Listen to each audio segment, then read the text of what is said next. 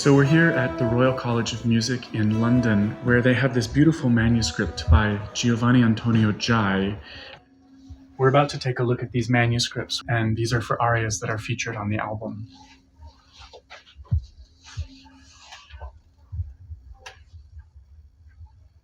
This is the opera Eumene, at least the first two acts, which is what survives. Unfortunately, the third act to the opera, the close of everything, is lost. And this aria actually is Fra l'Aurore, which is on the disc, it's the one with two horns. It's a hunting aria.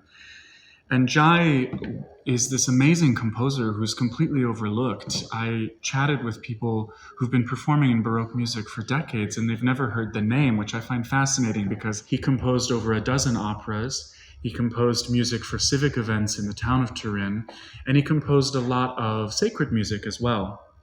He wrote for some of the most famous singers of the day, including the castrato Farinelli, the soprano Cuzzoni, and of course for the castrato Senesino. Giaj is a very interesting composer. The name is strange. It's spelt in many, many different ways, and I think that's because it was originally French. It comes from Jay, J-A-Y, and then when it traveled to Italy, they didn't quite know how to put that into Italian, so you get all of these different variations on the name. And as a person and a composer, he was also kind of fascinating. He lived in Turin. He was very prolific. He didn't travel very much. He was a bit of a recluse. So he stayed close to home. And as a result, his music was largely performed only in Turin, although there were performances in Malta, and some of his music made its way to Venice, which is one of the operatic capitals of the world at the time, which says something about the quality of his music. Other composers, when they'd be traveling through Italy, would swing through Turin, and they'd stop and they'd write out in their own hand arias of Giaj's in order to take back with them, because it was such a model of good composition that they wanted to understand and mimic. Giaj's music is very maestoso. It has this sort of uplifted, effervescent quality about it. There's a lot of virtuoso violin writing, which comes from the fact that Turin was very connected both to Italian and French cultures. And in Paris at the time, there was a strong school of violin playing. And so Parisian violinists would make their way to Turin. And Giaj made good use of these skillful players and wrote this ornate music for them, which you'll hear in the arias on the album. And his music already is going the direction of Mozart. You can hear that quality. It sort of bridges the gap between Baroque and classical. I like to call it the Turinese galant style.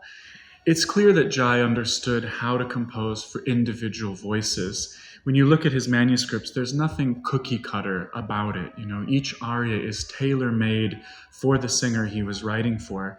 For example, with Senesino, this was late in his career in 1737. He retired 2.5 years later. So this was right at the end, and one part of his voice that remained very strong in his later years was the low range, which you see especially in this aria, Fra l'Aurore d'altra foresta, which is a hunting aria. There's two horns, which was a common kind of feature of this type of aria in the Baroque. And Senesino, in order to project in the lower range, must have had this very strong low voice at the time. He's singing low A's, which are well below the staff, right into what I would sing as a kind of a chest voice. And he's singing those notes, while horns are also playing, and there's a full orchestration. So it's obvious that Giaj understood this was a part of Senesino's voice, a strength that he could exploit in this aria. And looking at other arias for Senesino in this particular opera, Giaj writes coloratura, which is in a perfect range for Senesino at the time. And he also writes an accompanied recitative, which shows off a real dramatic skill, which Senesino was renowned for throughout his whole career. So it's clear that Giaj knew this voice in specific and was writing to show it off to its greatest advantage. I just think Giaj's fascinating, and I'm happy to show the world his music.